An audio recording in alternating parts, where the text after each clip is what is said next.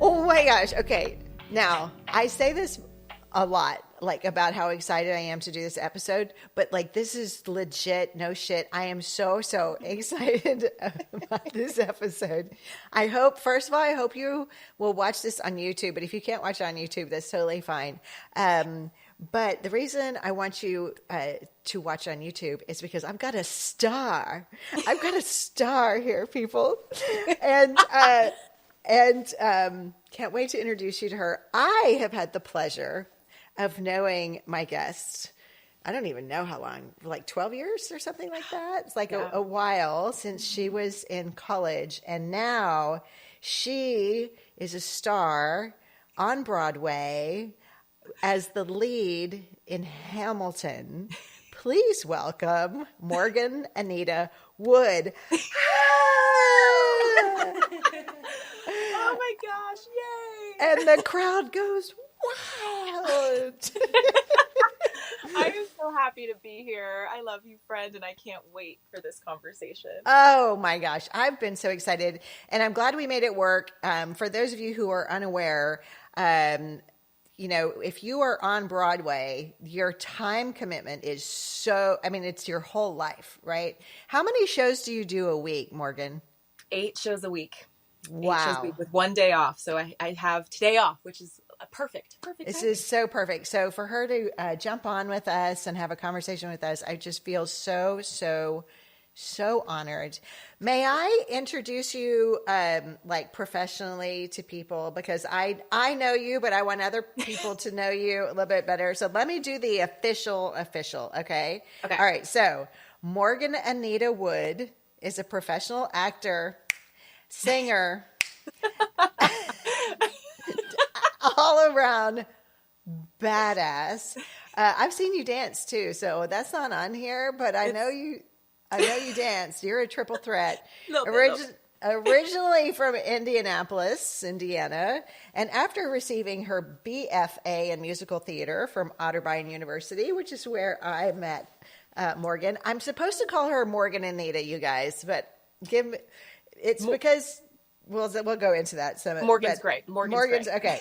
Anyway, after graduating, and this is so, I don't think this is normal. Maybe it is normal, but you joined the Ann Peggy tour of Hamilton, where you performed with Lin-Manuel Miranda. I was going to say Lin-Manuel Miranda, but I thought, no, that's not the right name. Yeah, you performed with him, with Lin-Manuel, in Puerto Rico. Mm-hmm, mm-hmm. I want to hear about that experience first, but since then, Morgan has performed regionally and internationally, both with the show and other productions, and you can now see her starring as Eliza on Broadway in the musical production of Hamilton. When you go to work every day, are you just like, I'm just another day? Are you like, holy shit, I cannot believe I'm doing this? No, it's every single day that I walk up to that marquee and it just hits me. Like it's almost like this weird disassociation in a way, because of course I'm walking to work still, and it is very much an arduous job, but like it's never lost on me that I once stood underneath that marquee and prayed and begged to be in that production of Hamilton, to be on Broadway, to just get to live out this huge, ginormous dream of mine I've had since I was 3. And so it's honestly increasingly difficult. I mean, maybe that's not entirely true, just to wrap my head around my reality now. Because I treat it as a job in a way that I learn from it every single day. And so I think that kind of like brushes off a little bit of the whoa of it all, but I still experience that whoa more often than not. Yeah, because you could be going to work a lot of different places, but Hamilton is so well, I mean, there's a lot of things about Hamilton right now, government-wise, but she stays relevant. I mean, but to be playing not only in a production that is so incredibly relevant, I was lucky enough to see the original cast. That blows my mind because I did not. That's so amazing. Incredible. And so I know firsthand just how important and magical and inspiring and just awe-dropping the experience of seeing Hamilton is. And then for me I'm just like, I know her. Oh my God. It's like when Elf saw, Santa was coming and he's like, I know him. I know him. That's how I feel about you, Morgan. Oh my gosh. I'm so honored by that comparison because that is one of my favorite movies ever. Oh my God. And what's so sweet is it's so strange to me in a way that, people closest to me like you and so many of my friends who've seen me in the role in the show now on Broadway, they always come up on stage when I bring them back and they're just still very much so processing, I think, my reality that they just watched me. And for my debut, for instance, I had like 50 people there and it was just beyond overwhelming for all of us to kind of just be in that moment together and really sit in the fact that, wow, because I wouldn't be here without them. So it's kind of like this communal, we did it, Yeah. And so it still blows my mind though. That's how you and others view it. Because I'm just so happy to have you there and so happy to like continue to do theater as a profession. So right. Oh yeah. So many people are wanting that. Well, let's talk about that, Morgan. So you mentioned like since you were 3, so tell me about and I think this is important because there's going to be people that hear this, that are going to be like, how did she do it? What does it take to, be a child standing under a marquee to being the person that's doing it? So tell me a little bit. I know that's a big, big question, but were there any moments where you were just like, yeah, that's what I want to do for sure? How old were you? Like, tell us that story. Yeah, I've been actually talking about it with some friends, my family recently, about when it all kind of really started, the origin story of it all. Yeah. I mean, as far as I know, according to my parents, I fell in love with Shirley Temple at 3 years old. I saw those blonde curls. I saw that she was tap dancing with black men. So I was like, okay, cool. Like this feels relatable. And for those of you who are only listening, Morgan is a person of color. She's a black girl. She's a beautiful black woman. She's not a white, curly-haired, blonde Shirley Temple. It's not Morgan. Let's make that clear. It was funny because he was more like me in the viewing of it all than she was. But I just saw this like star quality in such a small, young human, and I just felt like I think I can do that. I'm also very much so a Leo through and through. And I think my Leo-ness and we get a bad rap for the spotlight, but it is something I think we do indulge in. And I think from a very young age. Hey, Leo Moon here, girl. Yes, Leo Moon. That's why I love you for so many reasons. Yeah. So I get it. I mean, it takes that. Yeah, I'm okay with the spotlight. It takes those people like you who are like, yeah, I can do that, because then you're going to inspire so many other people who are like, I don't think I can do that. And you go, yeah, you can. Yeah, you can. And I say that to aspiring actors at the stage door every day. If they tell me that they want to do it, I said, great, you can. You can, which, I mean, to be able to say that and be doing it still blows my mind. It still blows my mind. It takes a level of what I've discerned is either confidence or delusion. And maybe it's a healthy hybrid of both. Listen, Delulu is my jam. We all got to be a little Delulu. I am so Delulu, because why not? Why the hell not? You know what? With the state of things as they are, I think it's a healthy place to be in order for us to just get through some of these days. So. Absolutely. To have the audacity to believe bigger things for ourselves than we can see. Yes. To have the audacity to dream that we can reach goals that we have no idea how to reach. Like, give me more delusional people like that, and less delusional people like the other. Yeah. And honestly, it's so funny because as you were saying that, I was thinking to myself, how many people must think that women then are inherently delusional for having the audacity, women specifically, and so it's interesting to hear you talk about it. Like, if that's how they perceive it, then so be it, Yeah. So, yeah. Well, so now you've done it. Like, you're a lead not only in Broadway, but in Hamilton. I mean, is there a bigger role? I don't think there I, is that I know of. you know, So it's funny. you've done that, and like you said, Hamilton had such a profound effect, not only on Broadway, but really on the culture at large, right? Mm-hmm. And as a Black woman stepping into this role, what is it like for you? Do you feel the weight of that, or do you like how do you feel about that? Yeah. Because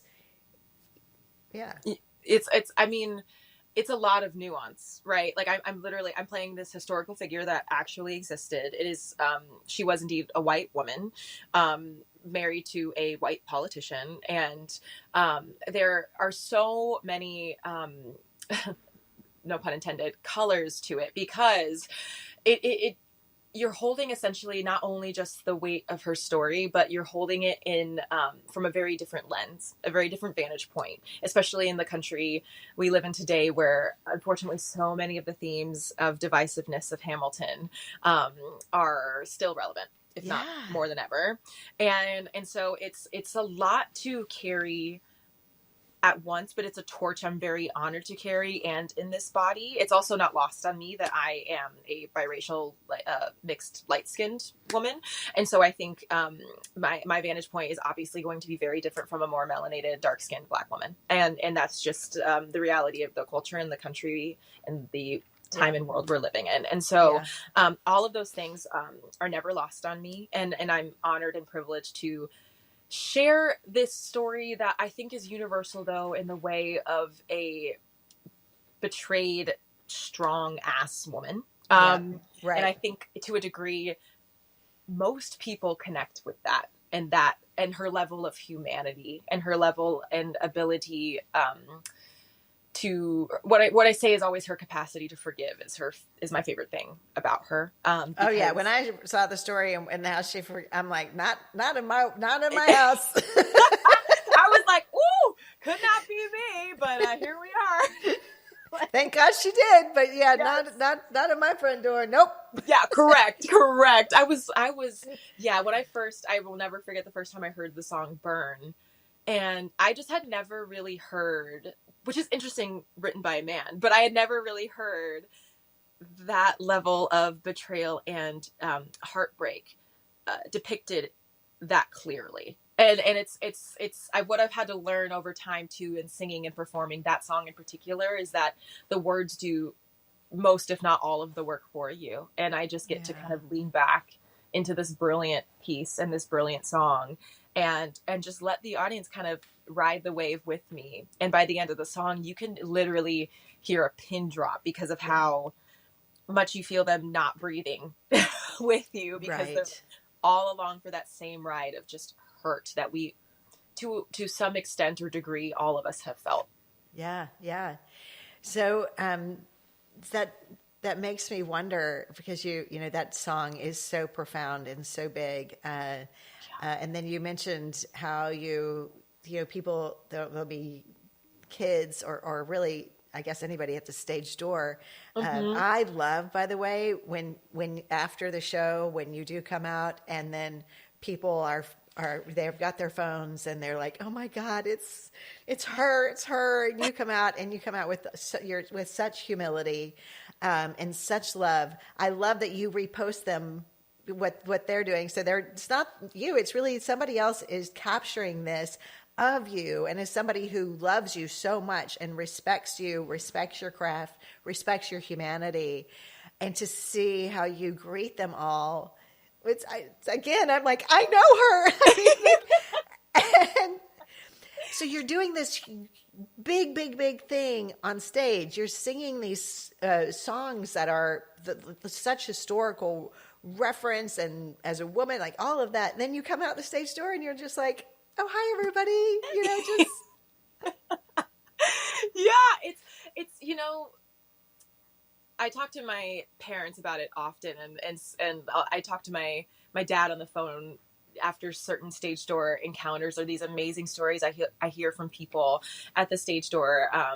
But that is such a sacred thing on Broadway, is to stage door. And it's something I did with my mom when she first brought me to the city when I was 10 years old. And I saw Adina Menzel with her like green halo after playing Elphaba. You know what I mean? And I saw, oh my gosh, so many people.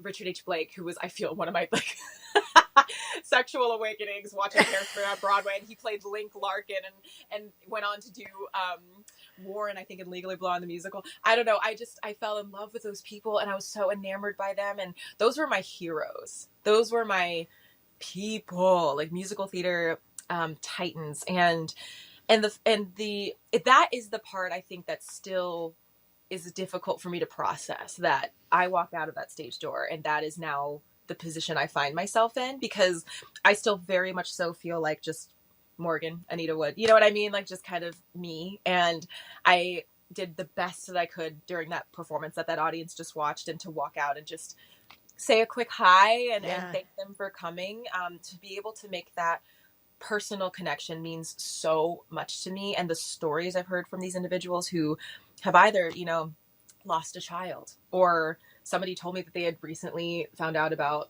infidelity in their life, and how the show helped them process that. And just a lot of Eliza's story, I think, like resonates. And so to hear directly from people who just watched your show, the selfish endeavor of it all is that it's really validating, because it means that it's landing. You know what I mean? Like it means that the story we're telling is a relevant one of humanity, and that we're doing a decent job, you know, telling it. So that's my hope always.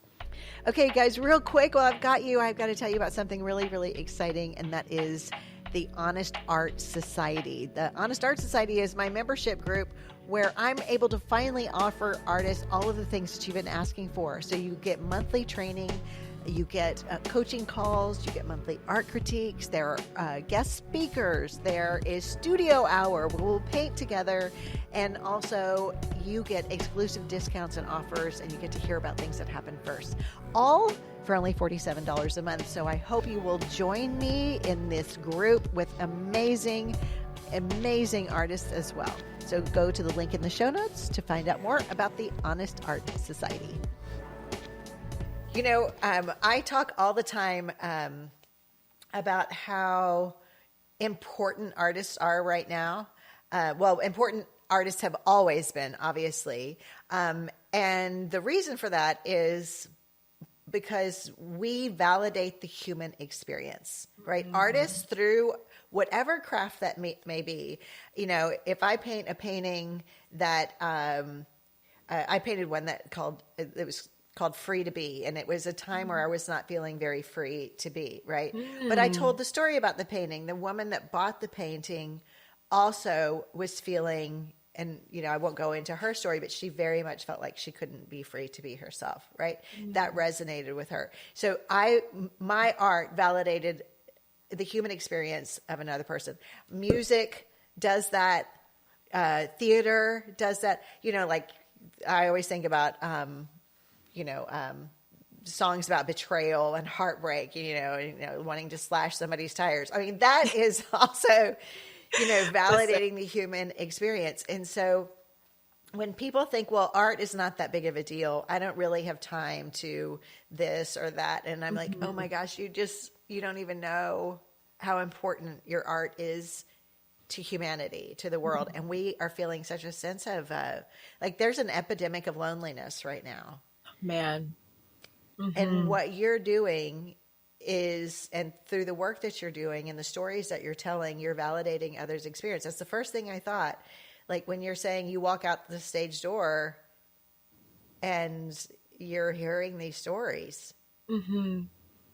You could see it in their eyes. You know what I mean? Like I met someone last night at the stage door, and she came up to me and she just said, I've waited 5 years to see this show. And her eyes just immediately started to tear up. And I thought to myself, wow, like this piece of art means so much to them. And then it equally means so much to me when I get this often, and not just from artists, from, I feel, others who are in other professions that are like, thank you for your art after the show. And that it really hits my, heart in a way that I am never prepared for when I get that beautiful compliment, because I think, it can, I can understand if my individuality sometimes kind of gets lost in the mix of a big old show like Hamilton.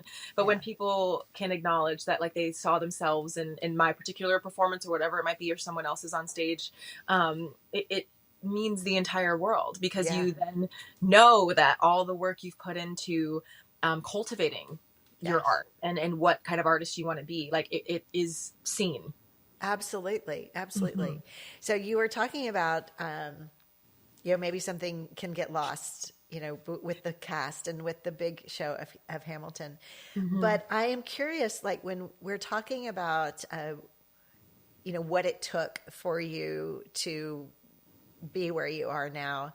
I've been doing a lot of research lately about, at least in terms of visual artists, like, what was the factor, like the unifying factor that made all great artists like great artists, right? And I found that it wasn't the style of the art. Like, you have Basquiat that painted one way, and then you had, Warhol that painted a different way, and then you had Picasso that painted a different. So it wasn't the style of the art, right? But anyway, after digging and digging and digging, what I realized is the one common denominator throughout history for visual art was community. Oh, whoa. Yeah. So these people had and it didn't have to be, 1,000 people, because obviously, we have the capacity now to have more community based on, social media and things like that. But it was just like 5 other artists, or it was a community of 10 artists, but together they shared, like, especially like kind of around the abstract expressionism movement towards the beginning of the century, like, it was community. And as you were just talking about, the cast and everything, I was thinking, what can you just speak to, because I want to encourage more artists who are trying to do the damn thing, writing, theater, painting, I don't care what it is. I've been trying to encourage more artists, find a community. Yes. Because I think it's the key. Yeah. But can you speak to how community played a role in getting you to where you are now? Oh, I mean, I wouldn't be here without a community. I don't know how people get here without one, to be honest with you. I really don't. I don't know how they achieve any level of success, however you want to define that, without people in your corner, because someone told me this recently, and that I think it's like some of the greatest advice I've ever been given, or one of the greatest sayings, is that people may be in your circle, but they may not be in your corner. Ooh. And I remember hearing that, and it hit my system so hard, because it's true. Like, you can have a very large circle of humans that are around you, but the people in your corner who will drop everything to, like, listen to a new song you've written, or I'm not saying from a personal experience, or read a few pages of a book, like, as you were saying, from just different mediums of art, like, who will take the time to invest in your art and invest in you. Yeah. And I think it's really important to cultivate communities that aren't just in what you do as an artist. I think what makes me a better artist is living and like, experiencing more life. Like, I don't think I would have not been as prepared to play Eliza on Broadway at 24 when I started with Hamilton than I am now when I'm 30. I just don't think I lived enough life. I didn't go through enough heartbreak or betrayal or whatever, that gave me a better, stronger vantage point from her lens. Yes. And I just think that makes an overall stronger artist with a greater community that not only fosters what you love to do for a living, but also really just picks you up when you're down. Like, it's like, you know what I mean? Yeah. It's like, because there's so much rejection that comes with being an artist, right? Yeah. I mean, it's just like, you can't have one without the other. So to have that community to go, it's all right. Or to do a reading, like, to read with you, to sing with you, to, like, help you with what the audition. Who do you know? Do you have it? Like, it's just, it's just, I think imperative when you've got such a level of rawness, I guess, like as artists, we're kind of like, we're like the feelers, we're just like Yeah. this. And then we're also the ones that are getting rejected. Yeah. And So those feelers are always activated, right? yeah, it's like, what the fuck? Why did I come to do this? I came to the planet for this? This is kind of hard. This is my calling. Yeah. Like, you know what I mean? But it's just, it is, but it's the greatest gift ever. Yes. Because I really selfishly often wonder sometimes how people walk through the world and they aren't artists, Right. because we get to really feel all the feelings, do. whether it's through your paintbrush or through public speaking or how I feel. Like, if whatever I'm going through, Yeah. I know I have an outlet of catharsis coming up that evening. You know what I mean? Exactly. In some capacity. And I feel like, I don't know how you feel about this, but I feel like we're all artists in our own way. Maybe somebody is gardening or somebody is cooking or somebody is, whatever it might be. Mm-hmm. I feel like we are all artists. Just some of us have forgotten. Yes. Yeah. Yeah. All creatives of some kind, right? Like, yeah.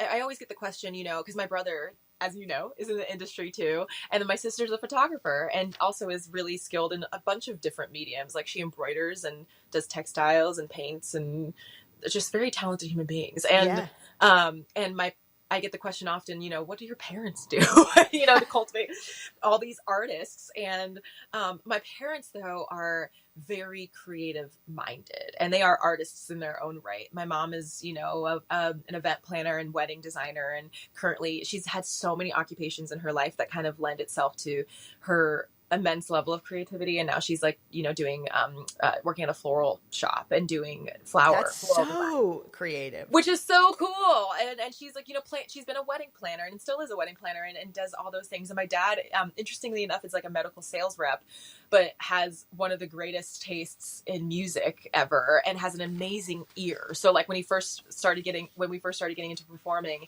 and he would hear like, musicians who went flat here, they were sharp. He like, his ear is really sensitive to that. And that is crazy. Isn't that wild? Like, yeah.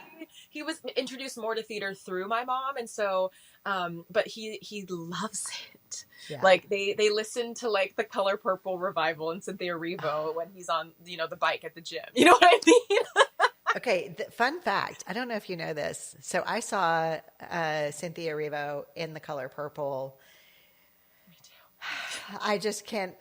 I have no words. No words. Yeah. Life-changing. And then when we found out it was going to be, she was leaving the Color Purple for Christmas, I gave Mason 2 tickets to that final show. And I think I remember that. Yeah. So for those of you who don't know what we're talking about, Mason, I know Morgan and Anita through my daughter Mason because they went to college together. I probably should have started with that. That's okay. And Mason's my girl, one of my favorite humans walking the face of the earth that you created. So I appreciate you for it. Oh, she's awesome. But anyway, yeah. So she saw Cynthia Erivo's final performance there. I was so jealous. And obviously she didn't take me and she didn't take you. So why do we even care about Mason? I mean, honestly. She's so, I know, come on, Mace. But she, I remember that so vividly because this is a very full circle story. I love that we're talking about this. My dad and my brother and I think it was the week of spring break. We were standing in the rush line for the Color Purple because we had heard all these things about Cynthia Erivo, and I just said, we were all there as a family, my aunt, my mom, my sister, everybody was there. And I said, if we're going to see a show, I think we need to go see the Color Purple. So we got up at like 6 a.m. We're in the rush line. And in that rush line for like 3 hours, my dad listened to the entire Hamilton soundtrack for the first time. Oh, you're kidding. Isn't that crazy? And then we got these rush seats. Each were, I think at the time, like $35.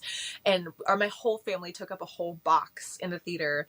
And we just wept. It's a theater experience that I will never forget, and have Cynthia Erivo and so many others to thank for that, including Heather Headley and just all like my Black idols in this industry who I got to see in one space. And then it was crazy because Isaiah Johnson played Mr. in that production. Yeah. And he was my first George Washington when I was in No funny. And I sat next to him backstage. And it was just like, I would look to my right and think, you know, my dad would always say, he's like, you're watching a Broadway show now, but those will be your peers someday.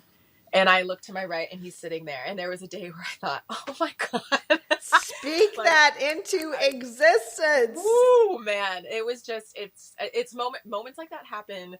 I have a very, it seems, charmed existence, and I'm very lucky. And I just keep having those moments. That's incredible. Incredible. Mm-hmm. Okay. I do have a question about when you don't have those moments, though. Yes, because please. Like, as we've said, you know, being an artist, part of being an artist is experiencing rejection from the thing you think you have to have, or rejection from the thing that you believe is like, you know, maybe you just need to pay your bills, or I don't know what it might be. But I know you have experienced rejection. Like, you weren't always Eliza on Hamilton, although you have done some pretty cool shit. You may not have quite the rejection I'm hoping for this content. I know, right? You know, it's funny you say rejection, and I feel that in a lot of areas in my life. So is that all right? But you're leaning more towards like the art side of my life. Well, I guess what I want people to understand is that you don't get to where I am or you are. Nobody gets to a level of success that they're really proud of without being kind of, you know, knocked to our knees a few times. 100%. And so it's like, what do I do to remind myself to just to keep going? Like I always say, I don't have anything anybody else has except that I just refuse to quit. That to me is my superpower. I just fucking won't quit. Yeah. Right? Yeah. So how have you dealt with rejection? I mean, you started this at a young age, like you said. Mm-hmm. So what are some of the ways that you just said, you know, I'm just going to keep going? Like, what are some things that you've done? You know, it's interesting. I think I'm really grateful for how much rejection I experienced growing up in this art form, because it kind of grew me a thick skin. And I think to a degree, I think that's absolutely necessary for what we do. But it's less now what I would call a thick skin, and more an awareness that most of that rejection was not personal. Yes. And I actually can't let that permeate my body anymore in that way, because I'm a sensitive, again, Leo, and I just will take that to heart. And I think, like, for instance, the other day I had an audition and I was in a room with some really cool people. And as soon as I walked in that room, especially now at this level that I'm working, I've been in many, many rooms and from different vantage points, and you can just smell it immediately when I feel more excited about me than the room feels excited about me. And so I thought to myself, okay, almost immediately, like, this probably won't go my way, but let's have fun. You know what I mean? And but that has taken so much prior rejection in many facets of my life, whether it's unrequited love or it's, you know, like not, or being rejected from a job that has nothing to do with theater, a survival job, even when I first moved to the city. And it's just a matter of over and over again, when it doesn't happen, knowing that it's just not on your path. Yes. And you know what I mean? I think the pandemic provided me a space to lean into that understanding, and that what is meant for me will be mine, and what is not meant for me won't. And I that brings me an enormous amount of peace, because I can so quickly, if it doesn't go my way, release it, because it wasn't supposed to happen. And I know that for a fact, because if one thing happened and something else didn't or whatever, I wouldn't be on Broadway today as Eliza. Exactly. You know, it all has to just like fall into where it's meant to be. Yes. And so I just feel like I'm a walking testament of that level of timing, you know? You are. And I've been reading this book by Jamie Kern Lima. Oh Lord, I hope I got that right. Anyway, it's called Worthy.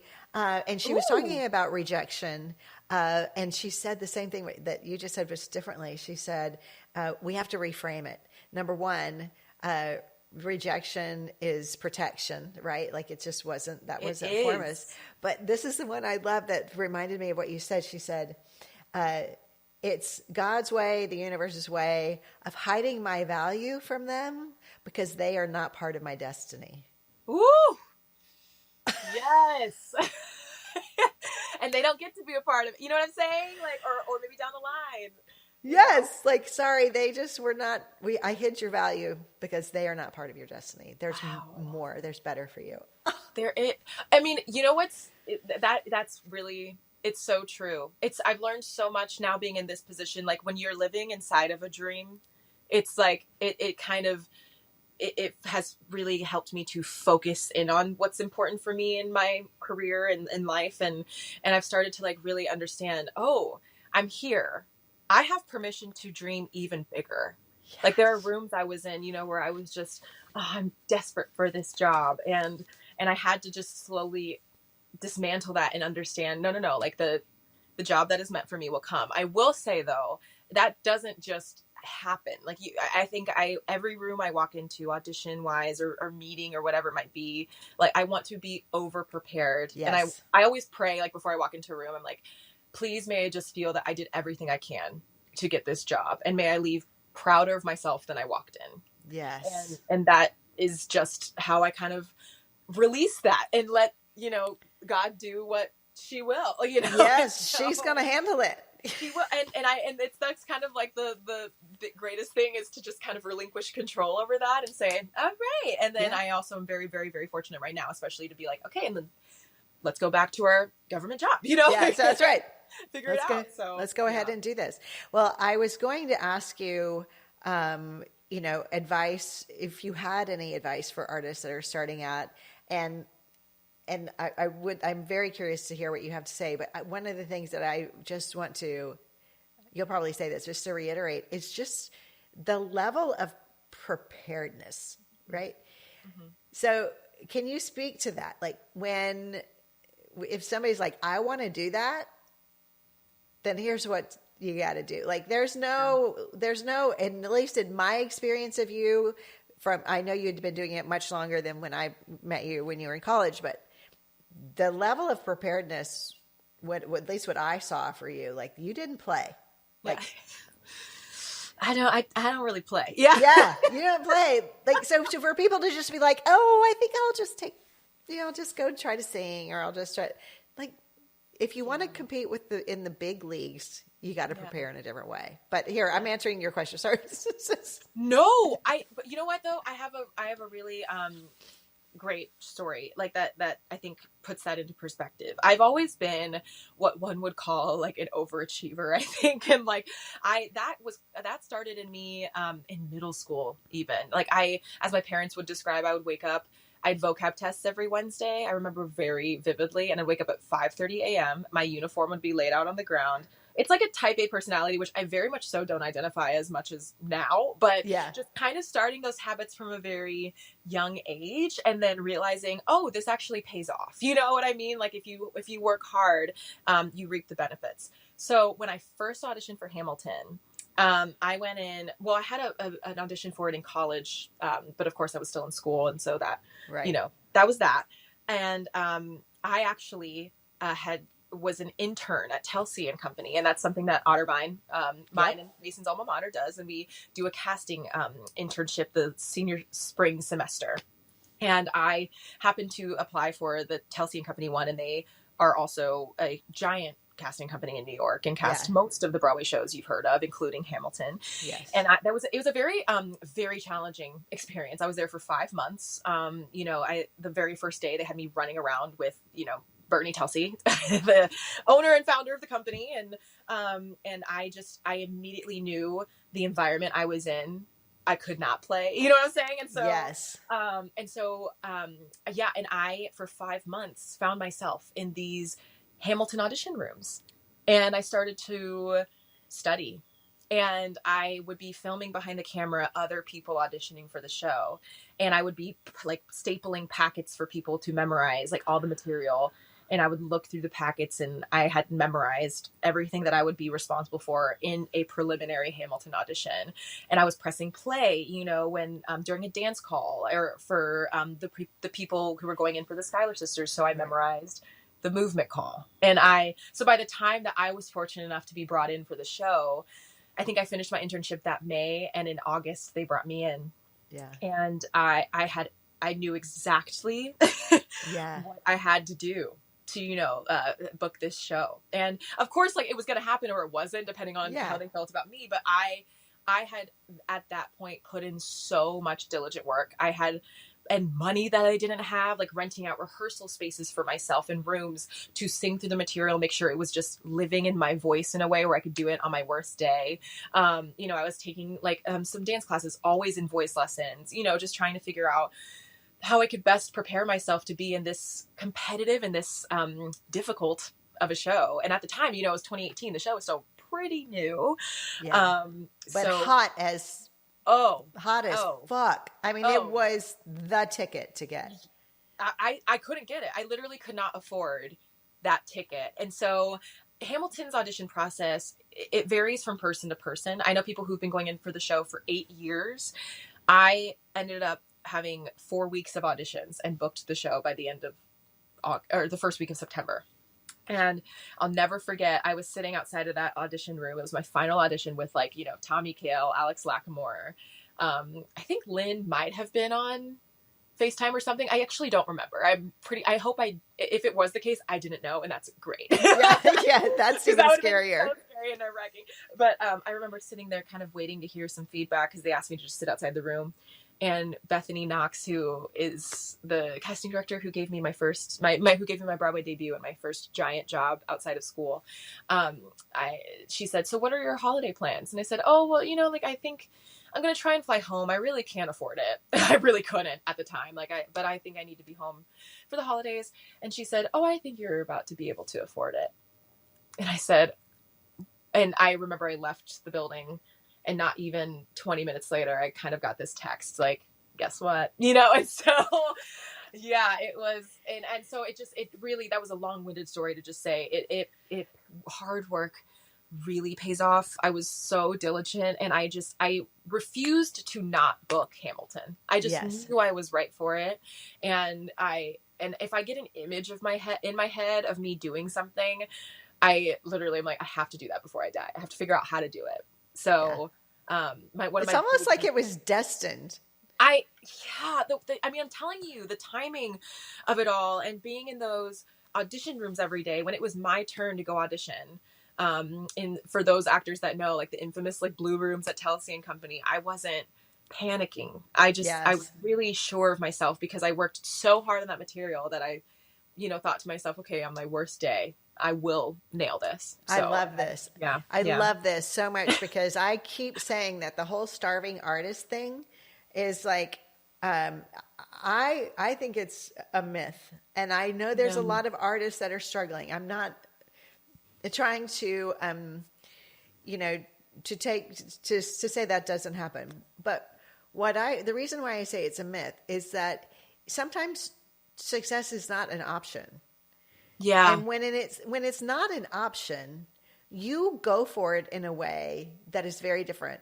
Like, so what I heard you saying is, and listen, I heard you saying, I'd be like, you don't need singing lessons. Yeah. you got this. You're fine. But what I heard you say is, no, I was taking, lessons singing. I've seen you perform. I would have been like, yeah, you got the moves. You don't need to do that. You know what I'm saying? It's like, because you couldn't afford it, right? Yeah. At least in the way I heard you say, it's like, I don't have extra money to do this. I don't have the extra. And so when I think about artists, it's like, you have to have a great product. You are the product, or the painting is the product. Like, do what you have to do to make the best product. So if you are in any other industry, if your product is marginal or sucks, you don't have a business. Yeah. Yeah. You just don't have it. And so if you can apply all of these things, like what I'm talking about with artists and what you have been talking about, it's like, do everything you can to create the best version of you and the best product you can have. Is success, a guaranteed thing? No.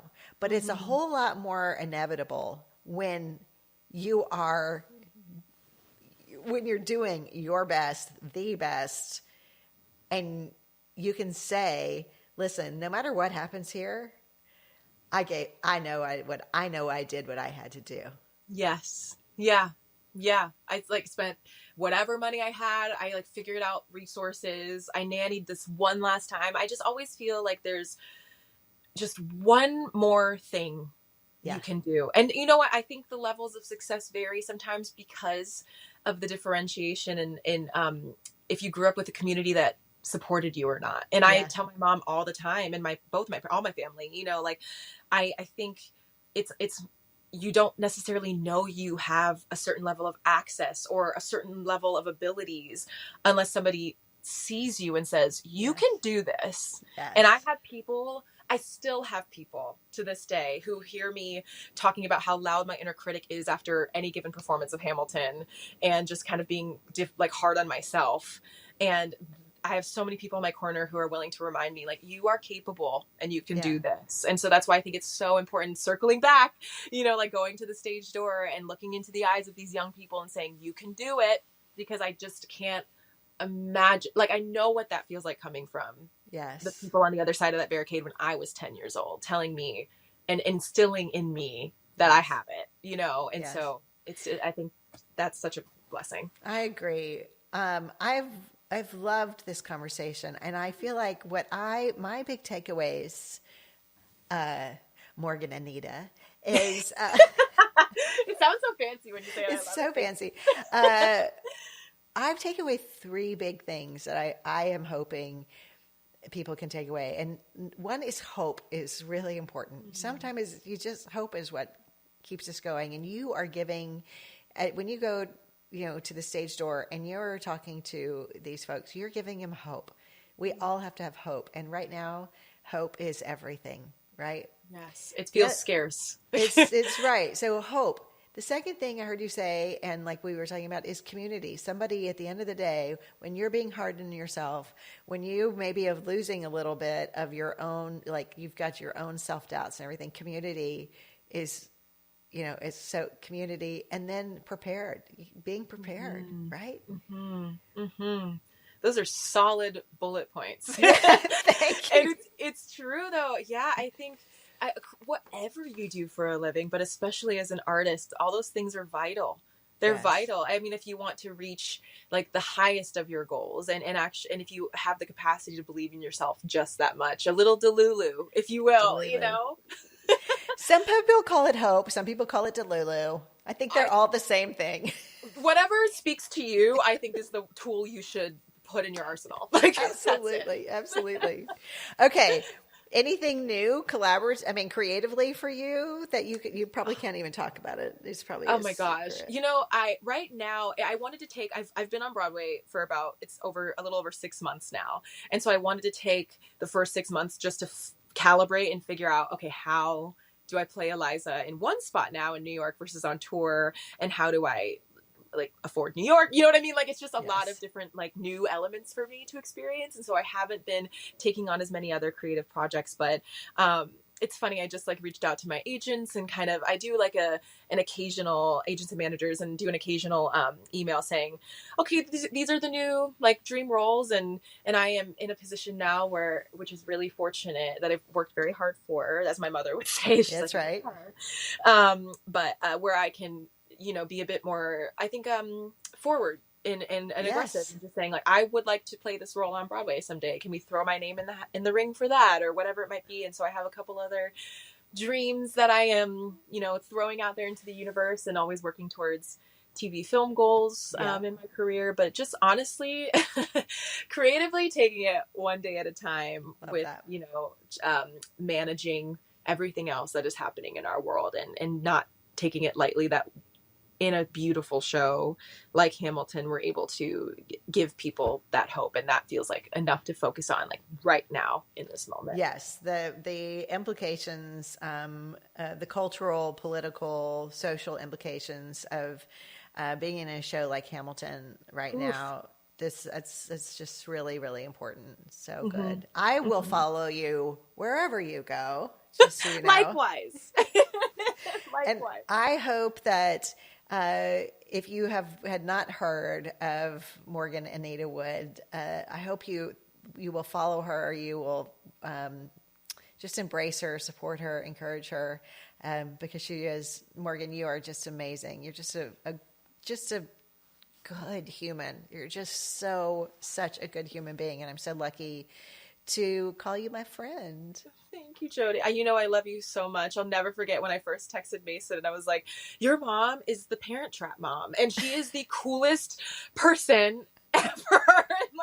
And I think I might have said to Mason at one point, I'm like, I want to work in my life enough to afford to be able to like decorate my future giant New York brownstone with Jody King painting. Well, we are speaking that into existence right now.